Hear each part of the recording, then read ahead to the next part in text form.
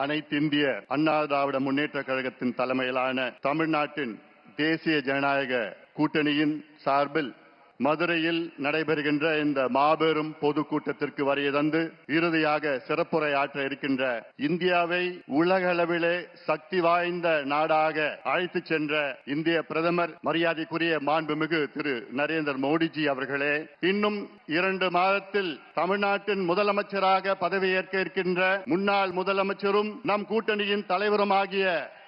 மரியாதைக்குரிய திரு எடப்பாடி பழனிசாமி அவர்களே,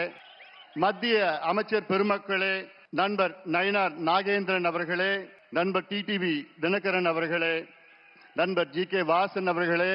மேடையில் இருக்கின்ற அனைத்து கூட்டணி கட்சியின் தலைவர்களை வணங்கி இந்த கூட்டம் வெற்றி பெறக்கூடாது என்று ஸ்டாலின் அவர்களுடைய அரசு, திமுக அரசு எத்தனை சூழ்ச்சி செய்தாலும் நிச்சயமாக இந்த கூட்டம் வெற்றி பெறும், வெற்றி பெற்றிருக்கிறது.